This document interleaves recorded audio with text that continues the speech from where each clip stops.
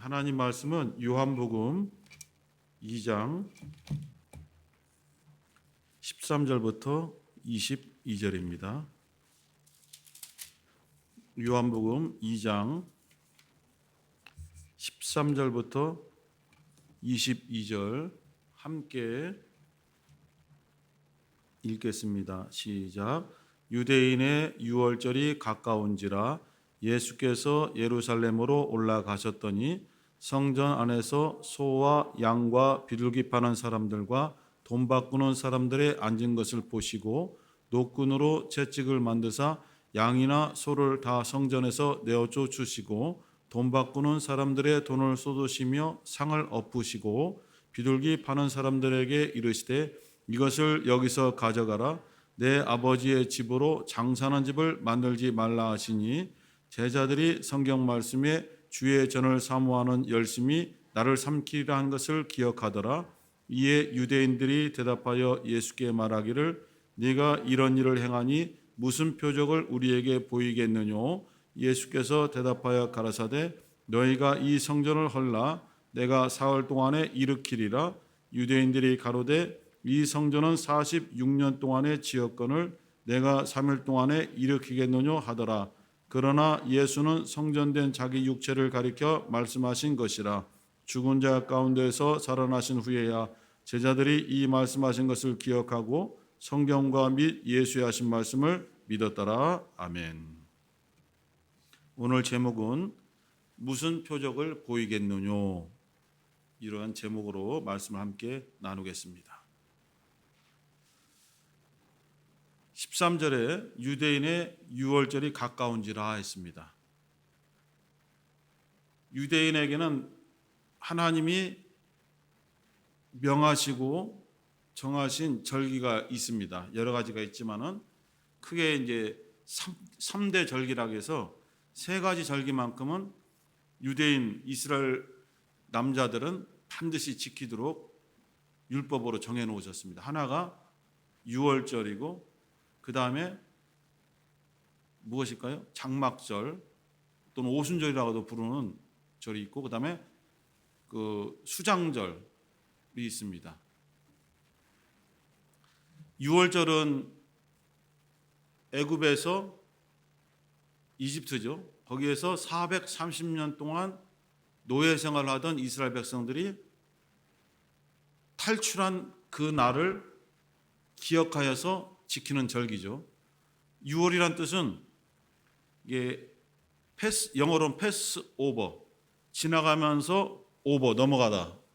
어떤 곳을 넘어가다 이런 뜻이거든요. 6월, 넘을 월자 써서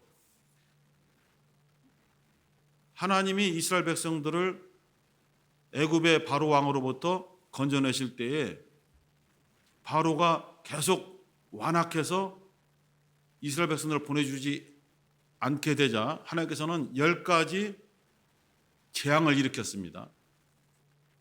같은 땅에 있는 애굽 사람들에게는 이집트 사람들에게는 그것이 재앙으로 임했고 같은 땅이지만은 이스라엘 사람들에게는 그것이 재앙이 아니고 하나님의 이적으로 임한 것입니다. 그리고 마지막 10번째 재앙이 애굽 땅에서 태어난 첫 번째 생물들은 다 죽이겠다는 것이거든요. 사람은 장남, 그리고 짐승들도 첫 새끼는 전부 다 죽이겠다. 그 대신에 이 이스라엘 백성들에게 1년 된 수컷 어린 양을 잡아서 그 피를 임방과 좌우문설주에 바르라. 문설주는 기둥입니다. 이렇게 양쪽 기둥이 좌설주, 우설주 기둥이고 임방은 이렇게 기둥을 연결하는 위쪽을 이게 수평으로 된 것을 임방이라고 하고 아래쪽은 이스라엘 땅은 없습니다. 우리나라 많아 있어요. 그 지방입니다. 지방, 문지방. 어렸을 때 많이 올라왔어요. 재밌으니까 옛날에는 집이 지금처럼 문턱이 없는 것이 아니라 문턱이 굉장히 높았지 않습니까? 창호지 있는 문 이렇게 창호지 있는 문이 열으면은 이렇게 그냥 가면 다 걸리잖아요. 이렇게 넘어서야 되거든요. 이 밑에 있는 것이 지방입니다. 근데 우리는 재밌어서 그걸 꼭 밟고 지나가거든요. 그럼 뭐라고 해요? 폭달을 한다고 막 혼내키고 그랬었어요. 그게 이제 임방이거든요. 여기 문임방과 밑에 문지방. 근데 여기는 지방이 없죠. 여기는 이스라엘 땅은. 그래서 임방과 좌우 문설주에 이 1년의 수컷 어린 양의 피를 바르게 되면은 그 집은 하나님이 보내신 천사가 들어가지 않고 그 집은 넘어가겠다. 그러나 피가 발라지지 않은 집은 들어가서 그 가정의 첫 번째 태어난 사람, 첫 번째 태어난 짐승들의 새끼 전부 다 죽이겠다는 거거든요. 그래서 이스라엘 백성들은 하나님의 이 메시지를 모세로부터 듣고 정말 피를 발랐어요. 그래서 하나님의 죽음의 사자가 이스라엘의 집에 피를 보고 넘어갔다 해서 유월절이거든요. 그래서 그날을 지키는 겁니다. 유월절은 하루예요. 하루고 이 다음 날부터 유월절 빼고 일주일이 무교절입니다. 무교절은 발효되지 않은 빵을 먹는 거예요. 맛없죠. 맛없습니다. 그냥 밀가루 맛 나거든요. 근데 급하게 먹었기 때문에 발효되지 않은 빵을 먹는 날. 그러면서 하나님께서 자기들을 도와주셨고 구원해 주신 그 날을 기억하면서 예배드리고 여러 가지 축제를 즐기는 날이 무교절입니다. 6월절 하루 무교절 7일이라면 합해서 며칠입니까? 1 더하기 7 하니까 8일이죠. 8일. 그래서 처음에는 6월절 무교절 따로 지냈는데 이것이 연속되잖아요. 하루도 안 쉬고 6월절 다음 날부터 무교절이 연속되니까 예수님 당시에 와서는 그것을 그냥 통칭 6월절로 부르는 거예요. 그리고 어떤 때는 무교절로 6월절 포함해서 그냥 무교절로 불러요. 신약에서 무교절이다 하면은 6월절 포함 무교절 8일. 그다음에 6월절이라고 해도 6월절과 무교절 8일 이렇게 보면 돼요. 이 6월절하고 그다음에 이스라엘 백성들이 40년 동안 광야에서 집을 지을 수 없잖아요. 그래서 임시로 여러 가지 나뭇가지라든가 뭐 광야는 나뭇가지도 별로 없지만은 하여튼 그것을 긁어 모아서 자기들의 옷가지로 해갖고 천막처럼 해갖고 간신히 이렇게 텐트치를 만든 거예요. 엉성하죠. 그렇게 해서 40년을 지냈지만은 한 사람도 환경 때문에 죽은 사람이 없고 한 사람도 굶어 죽은 사람이 없어요. 왜? 하나님이 먹이셨고 하나님께서 더위를 막아주셨고 추위를 막아주셨어요. 그래서 이스라엘 백성들은 이렇게 우리 조상들이 40년 동안 광야의 메마른 땅에서 천막을 치고 장막이죠. 장막을 치고 이렇게 지내 고생을 했다. 후대에 우리들은 이 조상들의 어려움을 기억하고 하나님께 대한 섬김을 더 가지자 해서 그날을 기억하는 것이 바로 장막절, 초막절 이렇게 부릅니다. 그리고 마지막으로 그 수장절, 뭐 추수절, 곡식한 추수한 곡식들을 저장하고 하나님께 영광 돌리는 그런 날이 수장절인데 그것을 기원으로 해서 오늘날 뭐 추수감사절로 보기도 하고 또 메이플로 타고 미국으로 간 청교도들이 처음 곡식을 거둬서 하나님께 드린 추수감사절을 우리나라 추수감사절로 보기도 하고 이렇게 봅니다. 이때에는 이스라엘 사람들이 반드시 남자들은 의무적으로 하나님께 나아가서 이 절기를 지켜야 되는데 자기가 있는 곳에서 지키면 안 돼요. 반드시 어느 곳에 살든지 예루살렘 성전에 들어와서 정해진 제물을 드리고 성전세를 내고 그리고 레위인과 제사장들 통해서 대신 제사를 드려야 돼요. 근데 두 가지가 필요한데 하나는 성전세가 필요하거든요. 반드시 성전에 들어갈 때는 반세겔을 내야 돼요. 반세겔. 그런데 이 예수님 당시에는 이스라엘 화폐가 이미 사라지고 없어요. 그리고 각 나라에서 살고 있던 흩어져 있던 유대인들이 왔기 때문에 이스라엘 화폐가 없고 각 나라에서 쓰는 화폐가 있어요. 그래서 이것을 가져갖고 지금 얘기를 환전하는 거죠. 환전해야 되는데 이 제사장과 함께한 사두개인 일파들이 아주 예를 들어서 100달러를 가져왔다. 그럼 10만 원 정도를 받고 줘야 되는데 뭐 50만 원 내놔라, 100만 원 내놔라 이렇게 부르는 거예요. 근데 너무 비싸다 해서 안 살 수가 없는 게 뭐냐면 반드시 반세길이라는 이스라엘 화폐로만 성전세를 내게 돼 있거든요. 그래서 이 환전상이 나오는 거예요. 돈 바꾸는 사람들. 또 하나는 이 제사를 드릴 때 소, 양, 비둘기가 나오잖아요. 4가지 짐승만 되거든요. 하나는 소, 양, 염소, 비둘기만 하나님께 드릴 수 있어요. 그런데 무조건 아무거나 드리느냐 그것이 아니라 제사장과 사두개인들이 이것을 검열을 해요. 검열해서 통과 검자 딱딱 찍어주면 그 짐승들만 하나님 앞에 드릴 수 있어요. 그래서 이스라엘 백성들은 집에서 정말 정성스럽게 이 제물을 드릴 양들을 또 비둘기들을 잘 키워서 그걸 갖고 오는 거예요. 그걸 제물 드리려고. 그런데 사두개인들이 트집을 잡아서 통과를 안 시키는 거예요. 흠이 없어도. 왜? 자기들이 팔고 있는 짐승을 사라는 거예요. 완전히 폭리죠. 10,000원짜리, 예를 들어서 50,000원짜리 양을 20만 원 주고 사라 이거예요. 그리고 이 양들은 흠이 많은 양들이에요. 근데도 로비를 통해서 검사 완료했다는 검 도장 찍어서 통과시켜 주는 거예요. 이렇게 엉망진창이 된 것이 이 당시에 예루살렘 성전의 아주 종교 비리였어요. 예수님이 이것 때문에 화가 나신 거예요. 이런 상황 속에서 너희들이 하나님의 집, 기도하는 집, 예배하는 집을 강도들의 속을 장사하는 집으로 바꾸어 버렸다. 그래서 채찍을 만들어서 사람을 때린 것이 아니고 잘 보면 짐승들을 때려서 쫓아낸 겁니다. 사람을 안 때렸어요. 보면은 채찍으로 소, 양, 비둘기를 내어 쫓으시고라고 돼 있잖아요. 그리고 그 돈 바꾸는 자의 그 환전 그것을 다 엎어버리시고 다 나가라. 이렇게 했더니 사람들이 너무 놀래고 화가 나고 자기들의 비리가 드러나니까 막 창피하기도 하고 이 사람을 어떻게 해야만 우리가 대항할 수 있는가. 그런데 사람들이 예수에 대해서 많은 그 지지자들이 많이 있다 보니까 함부로 대하지를 못하는 거예요. 예수님께 물어보는 거예요. 그 18절에 보니까 이에 유대인들이 대답하여 예수께 말하기를 네가 이런 일을 행하니 무슨 표적을 우리에게 보이겠느냐. 이건 뭐 뜻이냐면은 네가 이렇게 성전에서 내어 쫓고 막 소리치고 비판할 정도의 권세를 누가 주었느냐. 너에게 이런 권세가 어디 있느냐. 그것을 말로 하지 말고 표적을 보여서 네가 메시아라면 하나님 아들이라면은 우리가 납득할 수 있도록 표적을 보이라. 이런 뜻이거든요. 이 똑같은 상황이 마가복음에 있는데 거기서는 대제사장들 또 사두개인들 서기관들이 예수에게 너 무슨 권세로 이런 짓을 하느냐. 누가 이런 권세를 너에게 주었느냐라고 하면서 막 항의하고 예수를 막 죽일 듯이 덤벼들거든요. 유대인들은 이렇게 표적을 좋아하고 그것을 있어야만 믿어요. 바울 사도가 고린도전서 1장 22절에서 이런 말씀했거든요.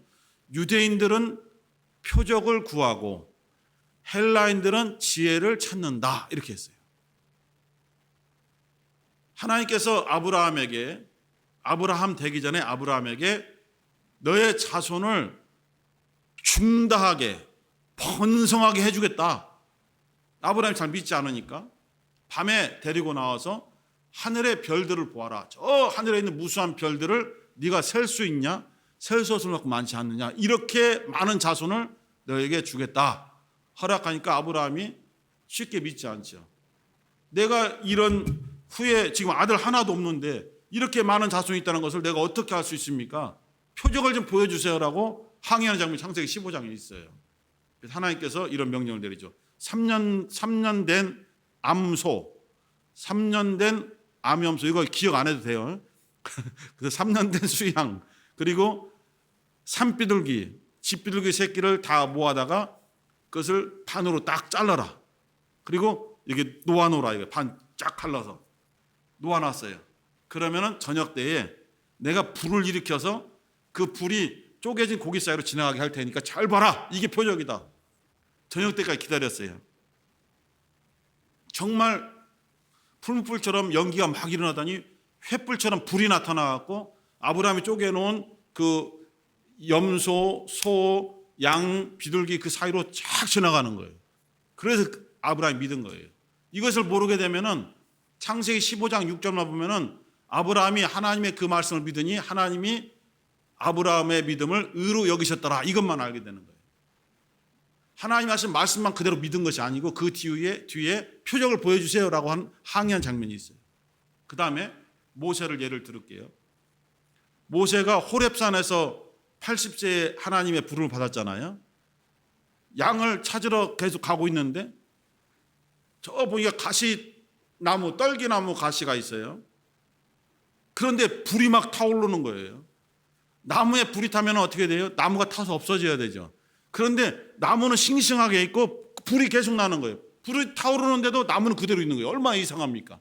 그래서 한 발짝 갈 때 그 가시나무 불꽃 속에서 여호와의 사자가 하나님의 메시지를 전하면서 모세야, 네가 서 있는 곳은 거룩한 곳이니 너의 신을 벗으라 하면서 모세를 애굽 땅에 보내서 너 가서 나의 백성을 이끌고 나와라. 광야에서 나에게 제사, 섬김을 하게 하라. 예배드리게 하라. 라고 하니 하나님이 누구신데요? 물어보자. 하나님이 누구신데요? 나는 스스로 있는 자니라 하면서 출애기 3장 14절에 그런 말씀이 오고 간 거예요. 그래도 안 믿어요. 이거는 안 됩니다. 하나님, 내가 눈으로 볼 수 있는 표적을 보여주셔야 했어요. 모세도 아브라함처럼. 그랬더니 하나님께서 모세에게 너의 지팡이를 던져라. 지팡이 던지니까 어떻게 했어요? 지팡이가 뱀으로 변했잖아요. 그리고 다시 뱀의 꼬리를 잡으라 하니까 꼬리를 잡으니까 다시 지팡이가 됐어요. 그래도 안 믿어. 안 믿어요. 그래도. 두 번째, 너 이걸로는 안 믿지만 이것은 믿을걸? 하나님께서 모세에게 너의 손을 이 품에 넣어라. 넣었다 빼니까 어떻게 됐어요? 문둥병이 생겼어요. 너무 놀랐죠. 다시 손을 집어넣어. 넣었다 빼니까 깨끗해졌어요. 이래서 모세가 하나님임을 확신하고 간 거예요. 말씀만 딱 믿고 간 것이 아니고 그러한 과정을 통해서 가게 된 거예요. 이 이외에도 기드온도 알죠?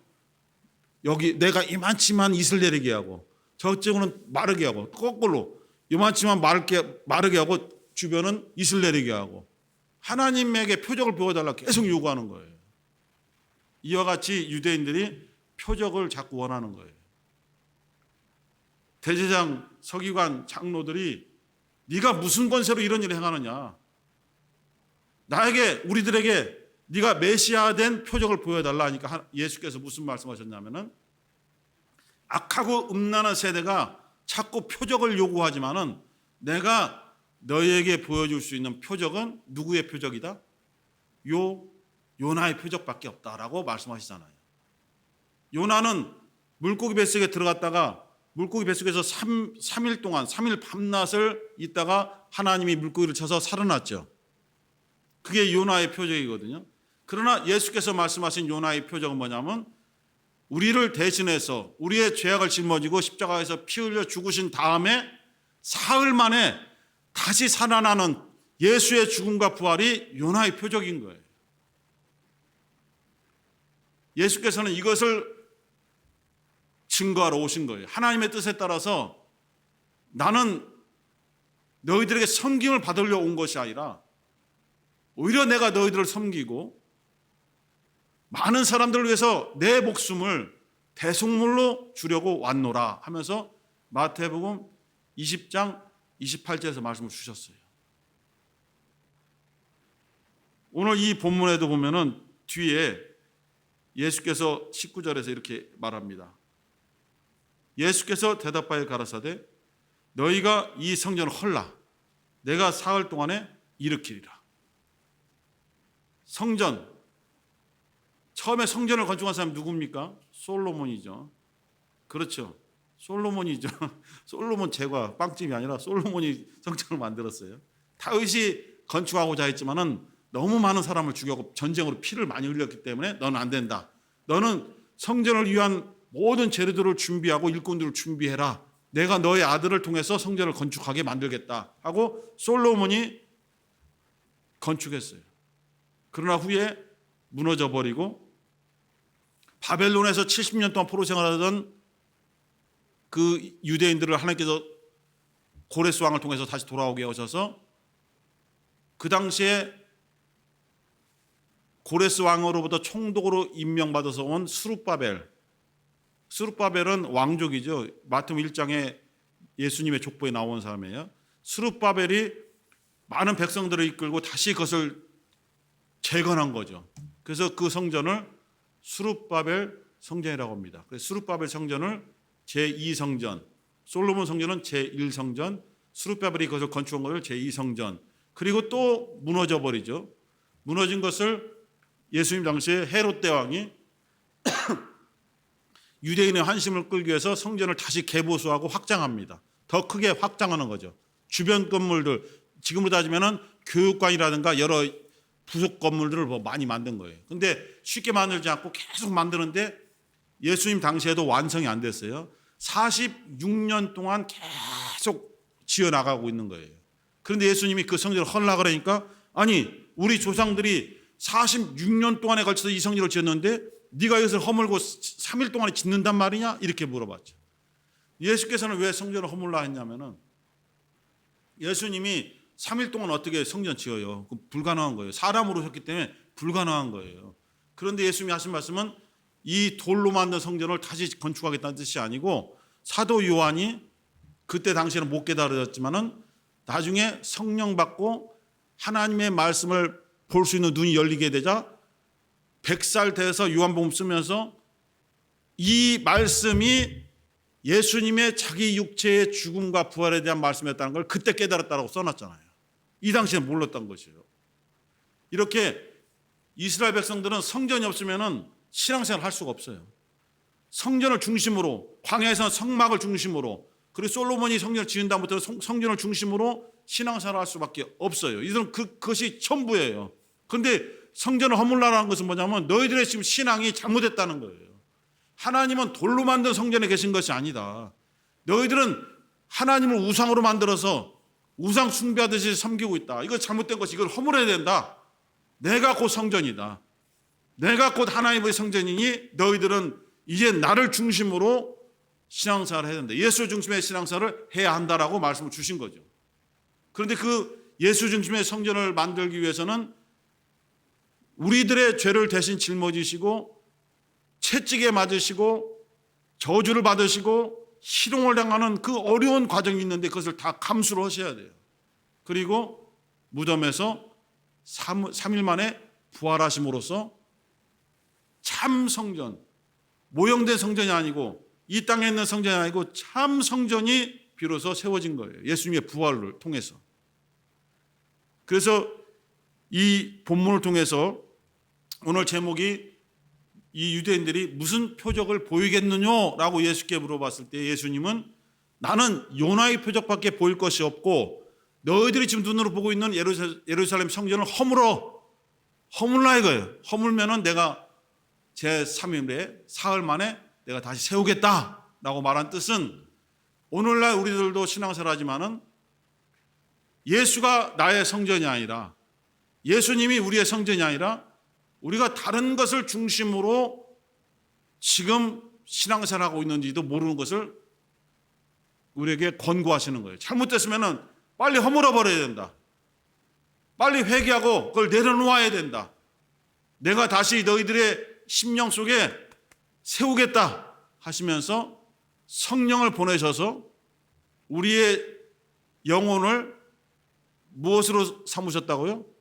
성전으로 삼으셨어요. 한 절만 찾아보겠습니다. 고린도전서 3장 16절. 다 아시는 거지만은 한번 찾고 읽고 기도하겠습니다. 고린도전서 3장 16절. 찾았을까요? 예. 시작. 너희가 하나님의 성전인 것과 하나님의 성령이 너희 안에 거하시는 것을 알지 못하느냐. 너희가 이제 하나님의 성전이다. 눈에 보이는 돌로 만든 또는 금은보가 가득한 솔로몬의 성전이 아니라 너희 안에 영혼이 예수의 피로 값주고 사신 너희들의 영혼이 하나님의 성전이다. 그러므로 우상 숭배하듯이 다른 것을 추구하지 말고 너희 안에 계신 예수 그리스도 성전의 주인이 되신 예수께서 너희 안에 계심을 믿고 확신하면서 온전한 신앙생활을 회복해야 된다는 것을 말씀을 주고 있는 거예요. 한 절만 더. 고린도전서 6장 19절 20절. 고린도전서 6장 19절 20절. 찾으셨죠? 고린도전서 6장 19절 20절. 시작. 너희 몸은 너희가 하나님께로부터 받은 바 너희 가운데 계신 성령의 전인 줄을 알지 못하느냐? 너희는 너희의 것이 아니라 값으로 산 것이 되었으니 그런즉 너희 몸으로 하나님께 영광을 돌리라. 너희 몸은, 이 몸이라고 할 때는 이 육체로 된 이 살로 된 이것을 말한 것이 아니라 너 자신 말이에요. 우리의 존재 자체, 그것을 바로 하나님께서 성령의 전으로 만드셨다. 그러므로 이것은 너희가 만든 것이 아니기 때문에 너희 것이라 주장해서는 안 되고 하나님의 것이다. 너희는 너희의 것이 아니라 값으로 산 것이 되었으니 하나님의 것이니 너희의 몸으로, 너희의 인생으로, 너희의 삶으로 하나님께 영광을 돌리라, 이 말씀을 주신 것입니다. 그래서 오늘 우리가 함께 이 말씀을 마음에 새기고 기도할 때에 우리가 이 유대인들이 외치듯이 표적 보여주세요, 눈으로 볼 수 있도록 표적 보여주세요, 능력 보여주세요, 이것이 아니라 내 영혼이 예수의 피로 깨끗해진 바로 하나님의 성전이고 이 성전의 주인이 바로 예수 그리스도인 것을 깨달아서 정말 나의 우상을 내려놓고 나의 욕심을 내려놓고 나의 추구하는 잘못된 것을 내려놓고 예수 그리스도만을 중심으로 살 수 있도록 인도해 주시옵소서. 주여 한번 부르셔 기도하겠습니다. 주여, 하나님 아버지.